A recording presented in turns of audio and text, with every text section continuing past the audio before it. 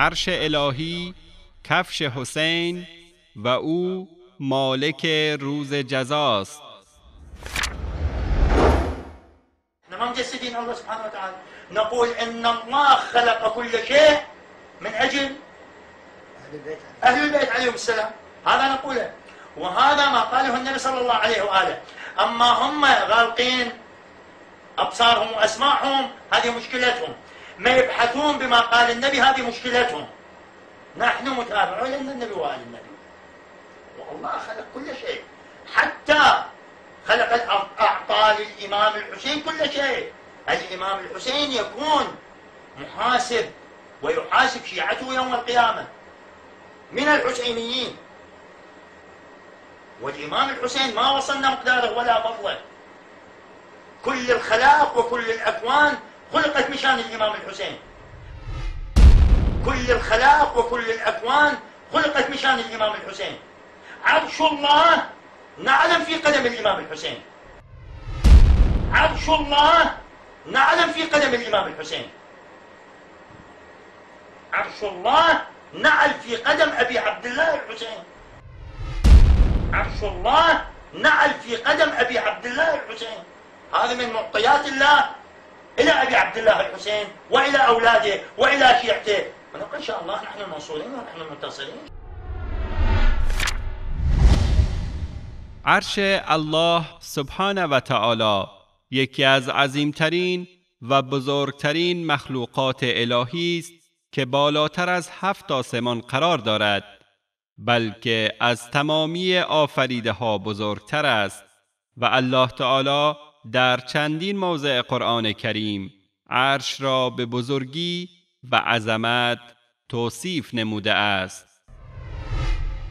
فَإِن تَوَلَّوْا فَقُلْ حَسْبِيَ اللَّهُ لَا إِلَٰهَ إِلَّا هُوَ عَلَيْهِ تَوَكَّلْتُ وَهُوَ رَبُّ الْعَرْشِ الْعَظِيمِ.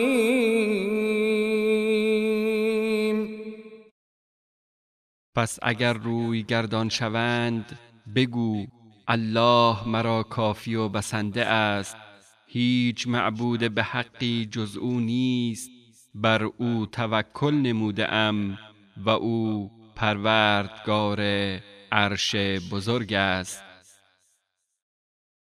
و پیامبر صلی الله علیه و آله و سلم بزرگی و عظمت عرش را در برابر آسمان ها و زمین و کوچکی آنها در برابر عرش را این چنین ترسیم نموده اند: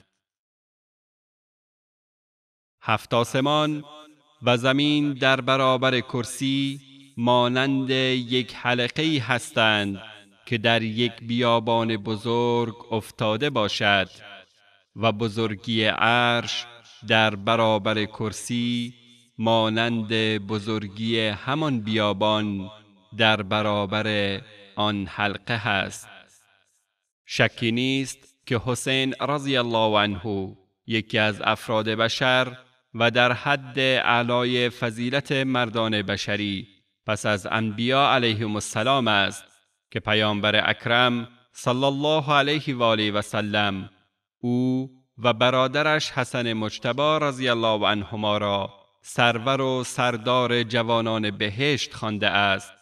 اما این بزرگواری و عظمت ایشان مجوز آن نیست که بر ساحت مقدس ذات الهی توهین گردد و عرش الهی را کفش پای او خواند و مفاهیم آیات قرآنی را چنین مجرمانه و با بی‌ادبی تحریف و تفسیر باطنی نمود.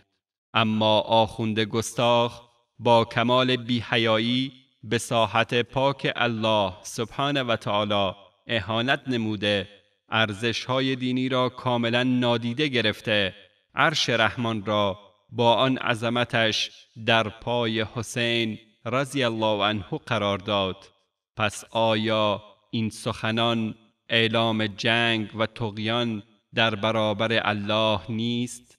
به راستی که فرموده الله سبحانه و تعالی در مورد این چنین اشخاص صدق می کند. وما قدر الله حق قدره والأرض جميعا قبضته يوم القيامة والسماوات مطويات بيمينه سبحانه وتعالى عما يشركون. و الله را چنان که سزاوار بزرگی اوست ارج ننهادند و روز قیامت سراسر زمین یک بار در مشت او قرار دارد و آسمان ها با دست راست او در هم پیچیده می شود.